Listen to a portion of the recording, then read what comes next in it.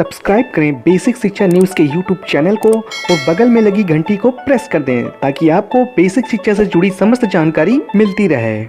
नमस्कार साथियों, जैसा कि आप सबको ज्ञात होगा कि बीते 24 अप्रैल को उत्तर प्रदेश की सरकार द्वारा ये कहा गया था कि कोरोना वायरस संक्रमण के मद्देनजर राजस्व में भारी कमी आई है, जिसके चलते वह केंद्र सरकार की तर्ज पर राज्य के 16 लाख कर्मचारियों को 1 जनवरी 2020 से 30 जून 2021 तक यानी 1.5 साल तक महंगाई भत्ते और महंगाई राहत की अतिरिक्त किस्तों का भुगतान नहीं करेगी। लेकिन अब कोरोना वायरस के चलते बने आर्थिक संकट को देखते हुए उत्तर प्रदेश सरकार ने सरकारी कर्मचारियों को मिलने वाली 6 तरह के भत्ते को हमेशा के लिए समाप्त करने का फैसला किया है और मंगलवार को इससे संबंधित आदेश भी जारी कर दिया गया है। सरकार के इस फैसले से राज्य के करीब 16 लाख कर्मचारियों को झटका लग सकता है। इससे पहले प्रदेश की सरकार की ओर से 24 अप्रैल को जारी शासनादेश में कहा गया था कि भारत सरकार द्वारा लिए गए फैसले के अनुरूप राज्य कर्मचारियों, सहायता प्राप्त शिक्षण संस्थानों, प्राविधिक शिक्षण संस्थानों और शहरी स्थानीय निकायों के कर्मचारियों और पेंशनरों को 1 जनवरी 2020, 1 जुलाई 2020 और 1 जनवरी 2021 से देय महंगाई भत्ता एवं महंगाई राहत की अतिरिक्त किस्तों का भुगतान नहीं किया जाएगा। सरकार के इस फैसले से राज्य के कर्मचारियों में असंतोष का माहौल बना हुआ है और इसी के मद्देनजर उत्तर प्रदेश राज्य कर्मचारी शिक्षक समन्वय समिति के आह्वान पर उत्तर प्रदेश राज्य कर्मचारी महासंघ की ओर से 18 से 25 मई तक विरोध जारी करने का फैसला भी किया है और इसके अनुपालन के लिए महासंघ के जिला अध्यक्षों द्वारा दूसरे कार्यालयों में जाकर वहां के कर्मचारियों से बात भी की जा रही है। उनका कहना है कि सरकार का यह फैसला अत्यंत दुर्भाग्यपूर्ण है। वर्तमान में पूरे प्रदेश कोविड-19 संक्रमण से जूझ रहा है, जिसमें सरकारी कर्मचारी रात दिन कार्य कर रहे हैं। ऐसे समय पर सरकार द्वारा भत्तों की कटौती का निर्णय कर्मचारियों के मनोबल गिराने जैसा है। सरकार का यह फैसला उचित नहीं है। उत्तर प्रदेश राज्य कर्मचारी महासंघ इसकी घोर निंदा करता है। आइए अब जान लेते हैं कि सरकार द्वारा समाप्त किए गए ये कौन कौन से भत्ते हैं, जिसमें पहला है राज्य के कर्मचारी, शिक्षक और पुलिस विभाग को मिलने वाला सचिवालय भत्ता।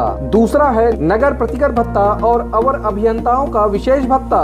तीसरा पुलिस विभाग की अपराध शाखा, अपराध अनुसंधान विभाग, भ्रष्टाचार निवारण संगठन, आर्थिक अपराध अनुसंधान विभाग, सतर्कता अधिष्ठान, अभिसूचना विभाग, सुरक्षा शाखा और विशेष जांच शाखा में तैनात अधिकारियों और कर्मचारियों को स्वीकृत विशेष भत्ता। चौथा लोक निर्माण विभाग में तैनात अधिकारियों व कर्मचारियों को मिलने वाला रिसर्च भत्ता।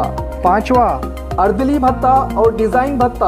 और छठवां भत्ता है सिंचाई विभाग में तैनात अधिकारियों और कर्मचारियों को मिलने वाला इन्वेस्टिगेशन एंड प्लानिंग और अर्दली भत्ता। जैसा कि हम जानते हैं कि पहले इन भत्तों का भुगतान 1 अप्रैल 2020 से 31 मार्च 2021 तक स्थगित करने का आदेश जारी किया गया था, लेकिन अब इन भत्तों को हमेशा के लिए समाप्त करने का फैसला लिया गया है। 24 अप्रैल को जारी शासनादेश में फैसले की वजह बताते हुए सरकार द्वारा कहा गया है कि राज्य कर्मचारियों एवं पेंशनरों को भारत सरकार द्वारा अनुमेय दर पर महंगाई भत्ते एवं महंगाई राहत का भुगतान किया जाता है, लेकिन कोविड-19 के कारण राज्य सरकार के राजस्व में भारी कमी आई है। साथ ही कोविड-19 के रोकथाम के लिए किए जा रहे उपाय हेतु पर्याप्त वित्तीय संसाधन की भी आवश्यकता है, जिस कारण सरकार द्वारा ये फैसला लिया गया है। इस मामले पर यूपी सरकार के वित्त मंत्री सुरेश खन्ना ने कहा है कि सरकार उन्हीं भत्तों को समाप्त करने जा रही है जिन्हें खत्म करने की सिफारिशें छठे वेतन आयोग में की गई थी। इन भत्तों को केंद्र सरकार ने भी पहले ही समाप्त कर दिया था। उन्होंने कहा है कि अप्रैल के महीने में बीते साल 12,141 करोड़ राजस्व के मुकाबले महज 1,178 करोड़ राजस्व खजाने में आया है। आगे उन्होंने यह भी कहा कि 7वें वेतन आयोग से मिली बेहतर वेतन संरचना ने कर्मचारियों को सम्मानजनक जीवन स्तर उपलब्ध भी कराया है। यह भत्ते तब शुरू किए गए थे जब कर्मचारी बहुत कम वेतन पाते थे, लेकिन अब इनकी प्रासंगिकता खत्म हो गई है। आपको बता दें कि इन प्रकार के भत्तों को खत्म करने से सरकार को 1 साल में तकरीबन 1500 करोड़ रुपए की बचत होने का अनुमान है। कोरोना आपदा के कारण खजाने को लगी तगड़ी चोट के कारण सरकार को यह फैसला करने के लिए मजबूर होना पड़ा है। साथियों, आप सबकी सरकार द्वारा लिए गए इस फैसले पर क्या राय है, मुझे कमेंट करके जरूर बताइएगा। तो चलिए साथियों, बेसिक शिक्षा से जुड़ी कुछ और खबरों के साथ आपसे फिर मुलाकात होगी। तब तक के लिए धन्यवाद। जय हिंद।